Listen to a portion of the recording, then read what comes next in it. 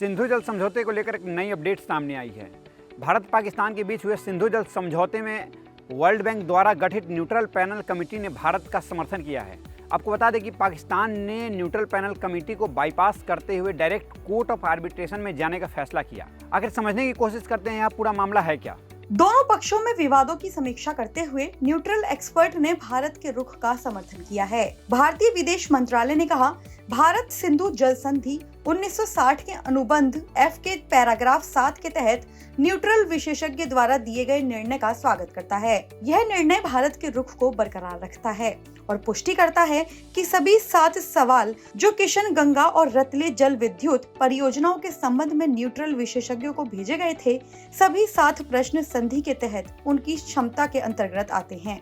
इस संधि के तहत भारत को पूर्वी नदी सतलज, ब्यास और रावी से 33 मिलियन एकड़ फीट पानी मिलते हैं, तो वहीं आपको बता दें कि पाकिस्तान को पश्चिमी नदी चेनाब, झेलम और सिंध से 136 मिलियन एकड़ फीट पानी मिलते हैं।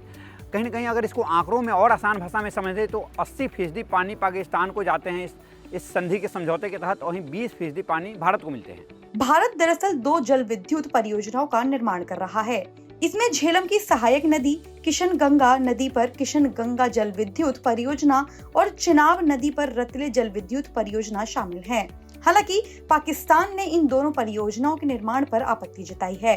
पाकिस्तान का मानना है कि ये परियोजनाएं उनके क्षेत्र में जल प्रवाह को कम कर सकती हैं, जिससे विशेष रूप से उनकी सिंचाई व्यवस्था पर प्रतिकूल प्रभाव पड़ सकता है।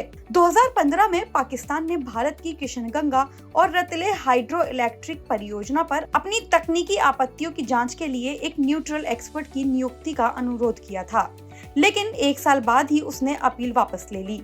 वर्ष 1960 में सिंधु जल समझौते को अमली जामा पहनाते हुए जवाहरलाल नेहरू और पाकिस्तान के जनरल आयूब खान ने हस्ताक्षर किए। इस संधि के तहत पूर्वी नदी कहे जाने वाली सतलज, व्यास और रावी को भारत को सौंपी गई, वही पश्चिमी नदियां चिनाब, झेलम और सिंधु को पाकिस्तान को दिया गया। हालांकि भारत के पास पाकिस्तान को मिली पश्चिमी नदियों पर भी run of river hydro power project लगाने का अधिकार है, क्योंकि ये नदियां भारत से ही होकर पाकिस्तान की ओर बहती हैं। भारत सरकार ने संधि समझौते को लेकर पाकिस्तान को कई बार नोटिस भेज चुकी है।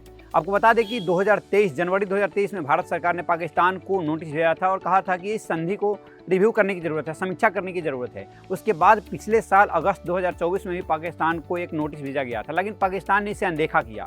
अब हाल में पाकिस्तान कोर्ट ऑफ आर्बिट्रेशन में याचिका लगाकर यह बोल रहा है कि भारत इस पे जल विद्युत परियोजना का निर्माण कर रहा है। अब देखने वाली बात होगी कि पाकिस्तान जिस तरीके से वर्ल्ड बैंक द्वारा न्यूट्रल पैनल कमेटी को बाईपास कर डायरेक्ट कोर्ट ऑफ आर्बिट्रेशन में जाने का जो फैसला लिया है, इस पे कोर्ट ऑफ आर्बिट्रेशन क्या निर्णय लेती है, क्योंकि कहीं ना कहीं एक जो प्रक्रिया है उस प्रक्रिया को फॉलो किए बिना, उस प्रक्रिया को मतलब एक तरीके से बाईपास करके पाकिस्तान के द्वारा और फिर कोर्ट ऑफ आर्बिट्रेशन में जाने का क्या मतलब दिखाता है।